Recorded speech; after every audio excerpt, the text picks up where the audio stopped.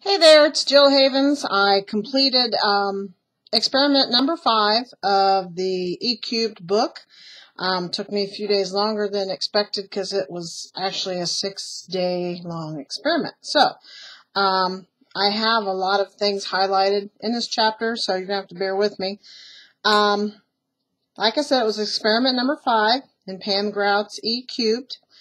This experiment will prove that money is nothing but energy, and that it is only your baggage around money that keeps you from having it, enjoying it, and realizing that it is not what you are here for. Your current financial situation is a reflection of your beliefs and expectations. Once you change your beliefs and expectations, your entire financial situation will change. She talks about top 10 lies about money. Big fat lie number 1, you have to have it to be happy. I know that's a lie. Big fat lie number 2, if you have it, you're happier. And she makes a really good point. She says, I have just 2 words to say. Owen Wilson. He's worth $60 million, and in 2007 he slit his wrists. Lucky for us, he wasn't successful, but he's proof positive that money cannot buy happiness. Another well-known actor, Jim Carrey, is famous for saying he wished everyone was rich and famous so they could see it's not the answer. Big fat lie number 3, you have to work your butt off to get it. Big fat lie number 4, there's only so much to go around. Number 5, more of it is better. Number 6, the economic system is set in stone. There's nothing we can do to change it. Number 7, money is bad, and people who have a lot of it are really bad. Big fat lie number 8, jobs blow. We believe it's the weekends and the vacations we want, and that work is only a means to an end. As long as we associate these two together, we miss out on massive amounts of fun and joy. Boy, I had a job, it's been, oh my gosh, 10 years. That's amazing. I used to be the department, totally off subject, I used to be the department manager of lawn and garden at Walmart, and I quit in 2005. But I tell you what, I had so much fun. I looked forward to getting up and going to work every day. So it can be done. And, you might ask, why'd you quit if you loved it so much? Because it changed. It got political, and certain people that I had a lot of fun with weren't there anymore, but that was the most fun I ever had at a job. So, jobs don't necessarily blow. We have to pick one that's fun. Big fat lie number 9, the only way to get it is to have a job. And she makes a point. Although money and jobs have certainly been dating for quite some time, they're far from married, or certainly shouldn't be for people who want to live an abundant life. I haven't had a job in 20-some years. I love that one. Love it, love it, love it. Because if you've been following me, you know that I quit my full-time job. Thanksgiving Day was my last day in 2014. And I kept my part-time job. It's a retail job at the mall, and it gets me out of the house and interacting with different people. But my full-time job went bye-bye. Couldn't be happier. That's a decision I do not regret. Big fat lie number 10. It's a distant, magical demigod. Money is. Abundance consciousness, which is what creates money in the first place, is equally available to everyone. Like air, it's free, and anyone who wants can develop it.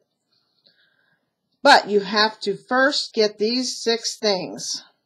Money isn't real. Money is an energy that forms around your thoughts. The world seen clearly without the lens of lack and limitation is wildly abundant. There is no shortage of anything.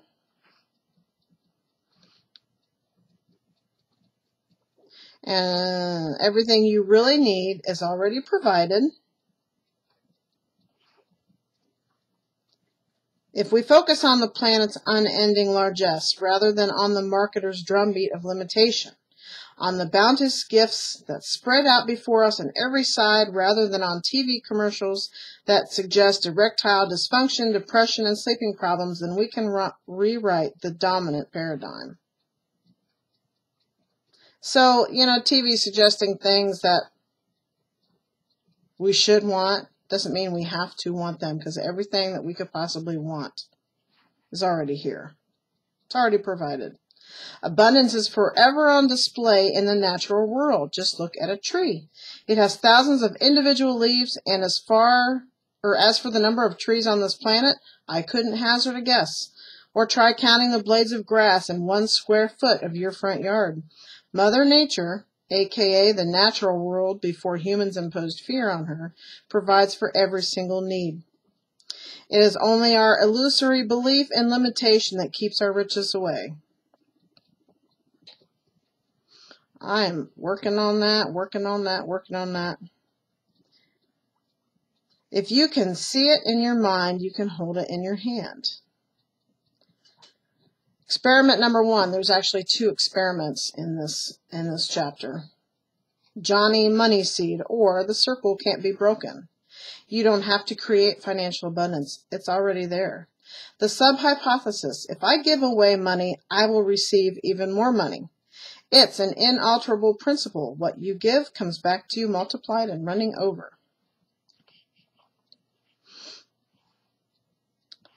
So that's experiment number 1. Okay, let me read about number 2. Number 2, pennies from heaven. Poverty consciousness results from wearing blinders to the abundance of life. The sub-hypothesis, money is easy to come by. It's pretty simple. For the next 3 days, intend to find pennies on the ground, in your pockets, in your car, on the sidewalk, everywhere. I didn't really explain what to do for the first experiment. During the 3 days of this experiment, you are going to seed money. You're going to leave small bills with notes about your newfound beliefs about the nature of abundance. You're going to do this freely, playfully, and openly. And then the second one is looking for pennies. Intend to find pennies everywhere. And she also says to get really excited when you find a penny. Here's how you trick the quantum field with this game. What you celebrate is not the amount the penny represents. You celebrate the principle it represents. You celebrate the principle that the universe is infinitely abundant and that manifesting is child's play. You benefit because you can truly, realistically, and believably celebrate the reminder of abundance each penny represents in the super grand 4th of July fireworks style I'm suggesting. So, lab report sheet. The theory, money is nothing but energy and a reflection of my beliefs. The question, am I blocking abundance by hanging on to a bunch of old ideas that no longer serve me? If I change my beliefs about money, the world's natural abundance will rush in. If I give away money, I will receive even more money. Money is easy to come by. 72 hours each. The approach. I'm going to put on my acting heels and act like the diva I was meant to be. I'm going to observe how the universe responds. For the first 72 hours, I'm going to give what I want to get, trusting that it is impossible to outgive the universe. And for the final 72 hours, I'm going to align with the quantum field by hunting for pennies. All right, my first 3 days of the experiment was giving away money, and I did. It says to give away what you want back, and I'd like to have a lot more back than what I put out there. I stayed in my comfort zone, and I took $20, and I had $21 bills, and I took 3 days, and I put little notes on each one of them, like, you are loved, hope this starts you off on the path you want to be on, something like that. I can't remember exactly what I wrote. This is a sign you've been looking for, and the other one I wrote believe on it. And it's kind of similar to the experiment I did before, where I was just putting those notes out there that I felt kind of weird about. I felt better about doing this money. When I was just doing the notes, I felt like I was almost criminal leaving little notes. But this, I was leaving tangible money for people to find. And I did it at the library. I did it at, did I do it? No, I didn't do it there. I did it at Walmart. I did it at Kroger's. Where else did I do it? Meijer. I did it at Meijer. And I felt, I didn't want anybody to see me. I folded up the dollar bill, put the note on it, and hid it behind something. There are probably still some out there, especially at the library. I don't know. And I put them in self-help books in the library too. And that was more fun than the experiment before. And, I'd like to give away more money. And you know what? I discovered that about myself, that I want to be generous. I want to have money to give away. Oh, I'm saying that wrong. I do. I am generous. I am freely giving of my money. I've been studying the law of attraction a lot. You have to word things a little bit different. Anyways, it was really cold during this experiment, and it made me get out of the house in like 0-degree weather, and that was a good thing. Putting on makeup, fixing your hair, getting out of the house, making you feel better about yourself, that in and of itself was really nice, just to make myself get out, because I had to do this experiment instead of sitting at home and, doing what I do. It's always nice to put yourself out there and get in touch with other people. And when I was at the library, I ran into an old friend. I haven't seen her in a couple years, and we reconnected, switched phone numbers. Every time I see her, she's got a new phone number. I always have the same, but, whatever. We reconnected, and it was so wonderful to see her. So that good thing happened.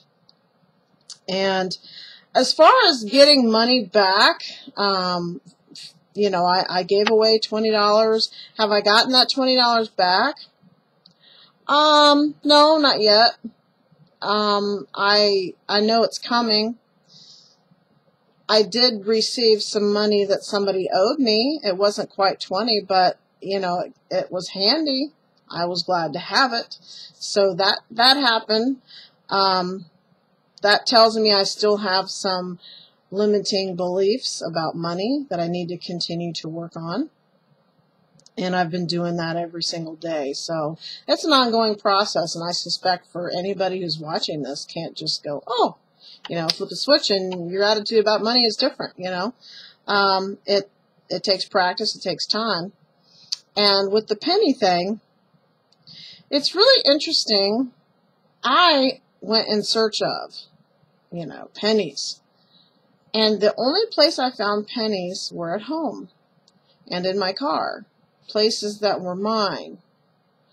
I didn't place them there intentionally. The first day I found them on the washer or on the dryer. I knew they were there, but I didn't, they'd been there for a few days. I made a big deal about finding them. I found one on the coffee table. I found some in my kids' rooms, and I did not take their pennies. I left their pennies there, but they were there, and I celebrated that I found pennies. I found pennies in my car. Didn't find any outside my home. And the third day was yesterday, and, I didn't even really look for them yesterday because I felt like the experiment had already been a success. And the reason I've been able to conjure things before that I was looking for, like I bought a bracelet from work, and I lost it. And I didn't know where I lost it. If I even looked underneath my deck, I looked around the house, didn't find it. The next day, it was about a week later, I went to work, and there it is laying on the cash register. It's like somebody had found it there at work and laid it there. So it's like, yes, I found my bracelet. I was very excited. And okay, so I put that bracelet on, and it has this little stone that you can interchange little stones in it because they're a really strong magnet. Had my favorite stone in there. So I was wearing that, and I looked later. This is the same day I found the bracelet. Later on, my stone was gone. I'm like, Are you kidding me? My favorite stone has disappeared. So I had a feeling that it would appear like my bracelet would. And then I forgot about it. So, hang on.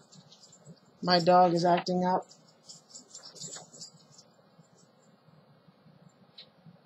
Somebody is here. Okay, so getting back to where I was, in my story about finding things, I had lost my favorite stone out of that bracelet, and a few days later, I was just moving things in the back room and picked up a box, and there was the stone. It's like, how did that get there? I just thought that was the coolest thing ever. It was the weirdest spot for it to be in, but it was there. So, hey, it's all good. And at Christmas time, I was looking for a certain CD that had never gotten packed away with the Christmas stuff last year, and I couldn't find it. And I know it was here. I don't have a big house. I know it's here somewhere. So one night I made the intention of finding that CD, and I found it. And it didn't take much effort when I did. So I already knew that I could conjure up little things like pennies and CDs and jewelry and stuff like that. So now I have to work on expanding my belief about conjuring up money, and that money is only energy, and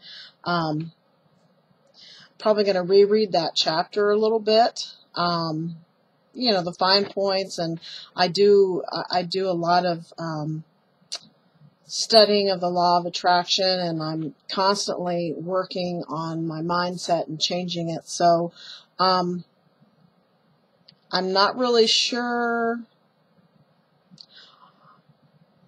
I don't know if I'd call this experiment a success. The pennies, definitely. The first part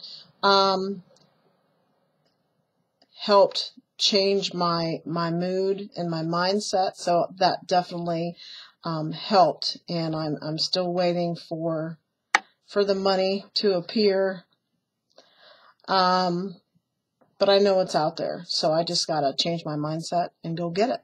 So with that being said, I'm gonna carry on to the 6th experiment. And, you know, I don't know about you, if you guys have been following along, if you've been doing the experiments yourself. The experiments in the first book were easier. These are a bit tougher.